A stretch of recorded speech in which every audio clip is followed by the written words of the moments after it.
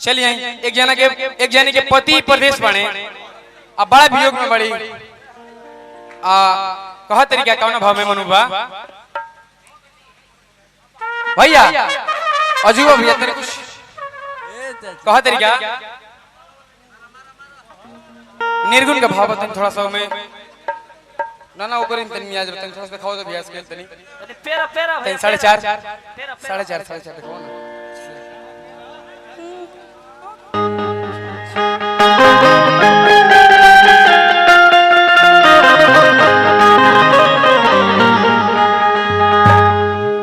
कहा तरीका और भी गुरीट तन पड़ा होते हैं हल्का सा ऊपर कहा तरीका कि अरे छछनाता अरे सोनो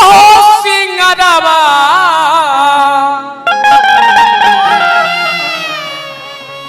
अरे छछनाता अरे सोनो सिंगरवा कि जब से बहारावा गोइलेरा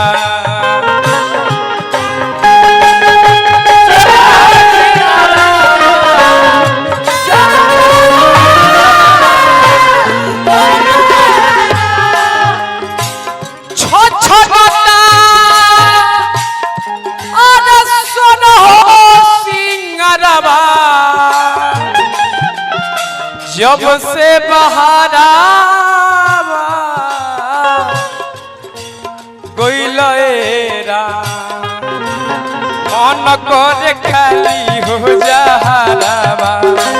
मन करे खाली हो जहरावा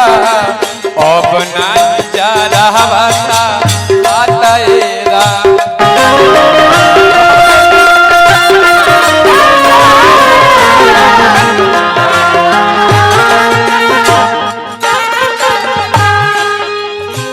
मोहन करे खाली हो जहरा मोहन करे खाली हो जहरा अब नहीं जा रहा भाषा हाथेरा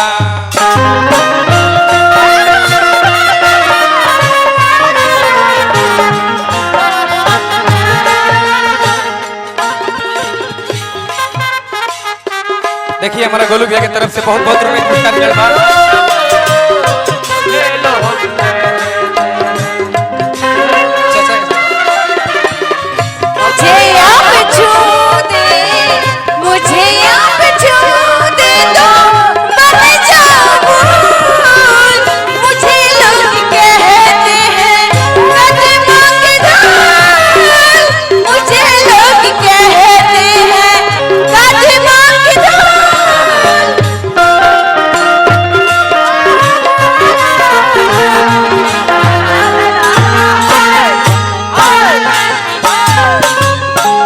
और क्या कहत रही अरे भइल बाटे पगली के हलिया अरे भइल बाटे अरे पगली के हलिया पिया तू तो जली बड़ेरा बुझही के रहे न दरदिया ताना देत कानावा के बोलिया का उठल लिया लागेरा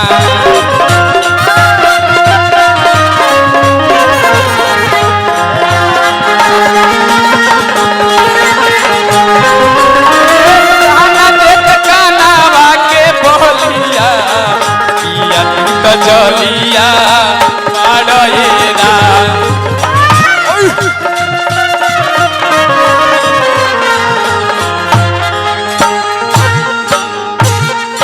और क्या कह रही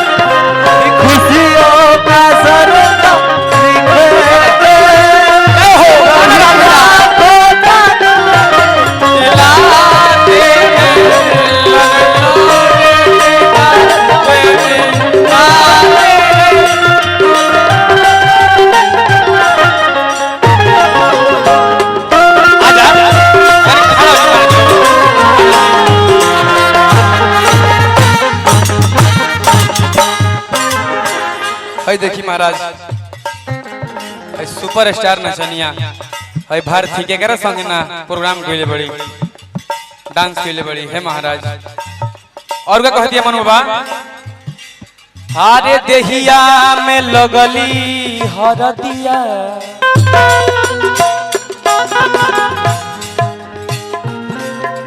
आरे देहिया में लगली हरदिया हरे ऐसन हलतिया बाटेरा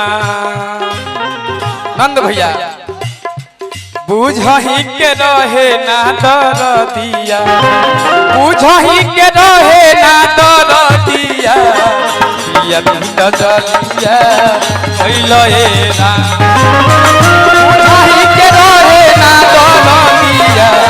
काहे खाती सदिया भइलएरा।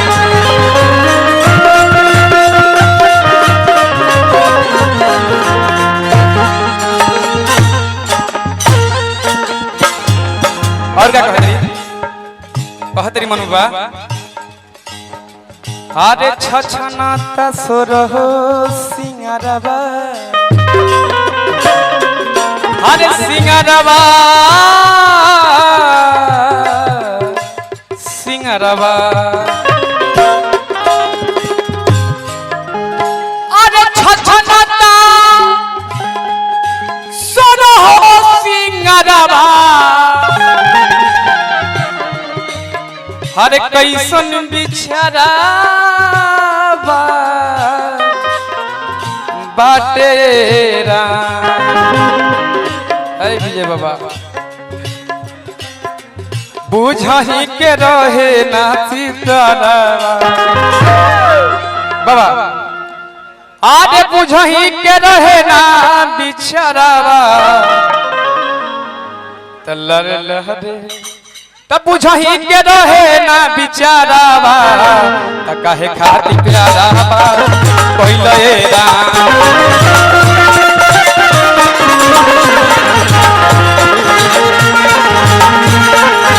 बुझही के रहे ना बिचारावा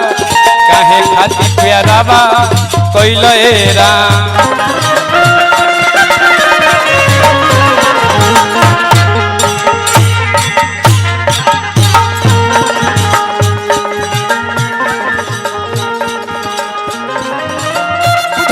रहे ना बिचारावा